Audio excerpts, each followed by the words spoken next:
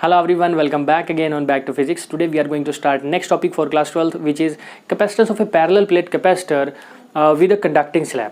हमने इससे पहले डिस्कस किया है capacitance of A parallel plate capacitor with a dielectric slab. हमने देखा था कि जब हमने डाइलेक्ट्रिक स्लैब को रखा तब कैपेसिटेंस की क्या वैल्यू आई। अब की बार हम डाइलेक्ट्रिक स्लैब की जगह पे यहाँ पर रख रहे हैं एक conducting slab. Conducting slab means यहाँ पर एक कंडक्टर ही है, ठीक है ना। और this is a parallel plate capacitor जिसकी एक प्लेट पर जो है नेगेटिव चार्ज है, एक प्लेट पर पॉजिटिव चार्ज है। जिस प्लेट पर नेगेटिव चार्ज है उसकी सरफेस चार्ज डेंसिटी है माइनस सिग्मा, जिस प्लेट पर जो है पॉजिटिव चार्ज है उसकी सरफेस चार्ज डेंसिटी है प्लस सिग्मा। जो प्लेट्स का सेपरेशन है वो डी है, जो दोनों प्लेट्स का सेपरेशन है कैपेसिटर की वो डी है।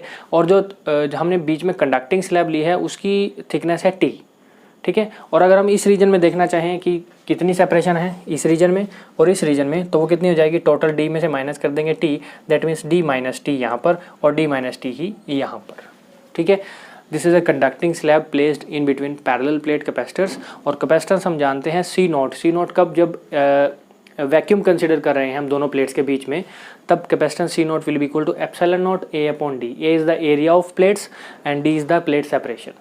ऑल्सो इलेक्ट्रिक फील्ड ई की वैल्यू किसी दो प्लेट्स के बीच में अगर हम कैलकुलेट करना चाहें तो हम पहले भी कैलकुलेट कर चुके हैं, which come outs to be sigma upon epsilon naught. कैसे आई थी ये, हमने कंसिडर किया था प्लस चार्ज से इधर की तरफ जाएगी इलेक्ट्रिक फील्ड की direction sigma upon 2 epsilon not. Negative charge की तरफ भी जाएंगी सिग्मा अपॉन 2 एप्सिलॉन नॉट। दोनों को ऐड करेंगे क्या बनेगा, सिग्मा अपॉन एप्सिलॉन नॉट। ये कंडक्टर है बीच में, इसमें क्या होगा, इलेक्ट्रिक फील्ड की वैल्यू जीरो होगी। That means electric field is zero inside this conducting slab, but outside electric field E not रहेगा और ई नॉट रहेगा। तो let us calculate electric field, ठीक है ना। एक्सटर्नल इलेक्ट्रिक फील्ड जो हमारे पास इसमें है, this will be E naught is equal to कितना होगा, this will be sigma upon epsilon naught. Sigma की वैल्यू कितनी होती है, Q by A, sigma is surface charge density and it is equal to charge per unit area, ठीक है ना। यहाँ पे हमने सिग्मा की वैल्यू को रख दिया है, sigma is equal to Q by A।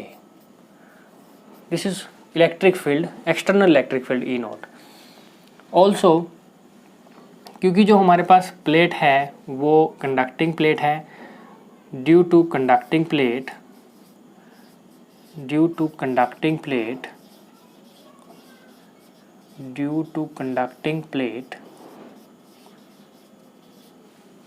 electric field E is zero inside it। इसके अंदर इलेक्ट्रिक फील्ड ज़ीरो होगा, ठीक है, क्योंकि कंडक्टर के अंदर इलेक्ट्रिक फील्ड ज़ीरो होता है। सो सिर्फ इलेक्ट्रिक फील्ड किसकी वजह से बचेगा, सिर्फ और सिर्फ इस रीजन और इस रीजन की वजह से, जो कि एक्सटर्नल इलेक्ट्रिक फील्ड है, उसकी वजह से ही नेट इलेक्ट्रिक फील्ड होगा।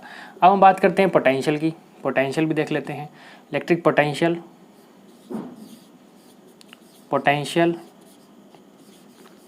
V not. अब नॉट क्यों ले रहे हैं हम, क्योंकि पैरेलल प्लेट कैपेसिटर के बीच में जो होता है वैक्यूम होता है। तो V naught is equal to, V का फॉर्मूला क्या होता है, पोटेंशियल और इलेक्ट्रिक फील्ड के बीच में रिलेशन है, V is equal to E naught into d, ठीक है ना, यही रिलेशन है।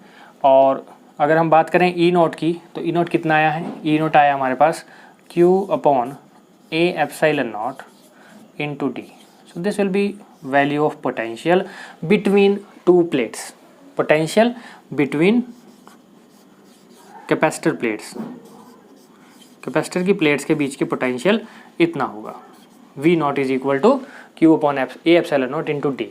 अब नेट पोटेंशियल की अगर बात करें तो नेट पोटेंशियल कितना होना चाहिए, नेट पोटेंशियल ये टोटल पोटेंशियल।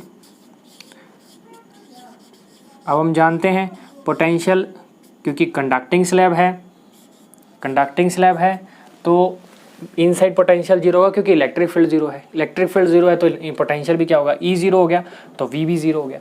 इनसाइड के लिए तो इलेक्ट्रिक पोटेंशियल नहीं होगा। सो पोटेंशियल सिर्फ रहेगा किसके लिए, इस रीजन के लिए और इस रीजन के लिए। कैपेसिटर के प्लेट्स के बीच में जो सिर्फ ये रीजन है D माइनस टी और D माइनस टी, इसी रीजन के लिए जो है पोटेंशियल होगा हमारे पास। So that will be E naught into D minus t region के लिए, ठीक है ना। V is equal to E naught into D तो होता है potential, so V will be equal to E naught into सिर्फ रीजन में है D माइनस टी और D माइनस टी, इसी रीजन में पोटेंशियल है।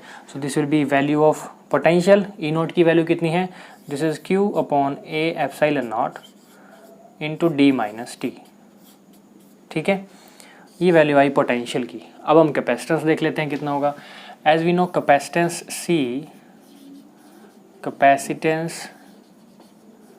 C is equal to q by v होता है, कैपेसिटेंस इतना ही होता है, this is value of capacitance,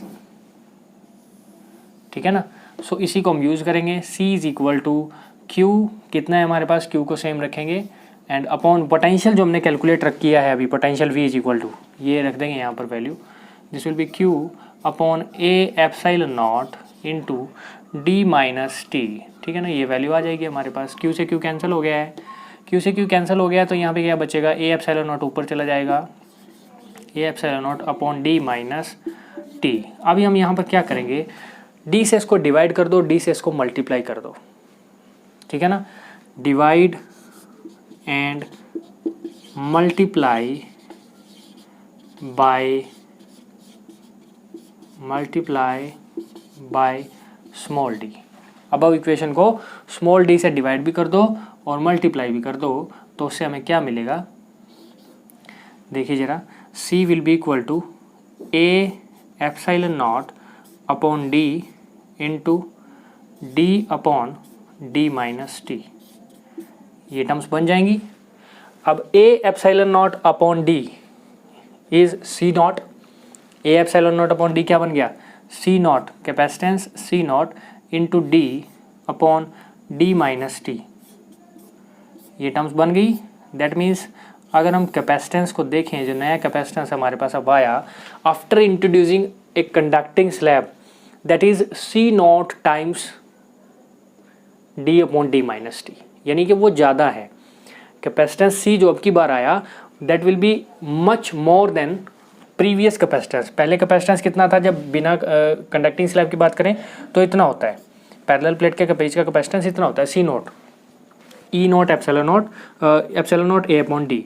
लेकिन अब की बार कितना आया है, सी नोट तो आया ही आया है, साथ के साथ उसके साथ एक टर्म और जुड़ गई है, d upon D minus t. That means कुछ बढ़ गया है, इंक्रीज हो गया है। That means capacitance c increase by an amount d upon D minus t times the previous capacitance. So this is the value of capacitance when we place a conducting slab between parallel plate capacitor.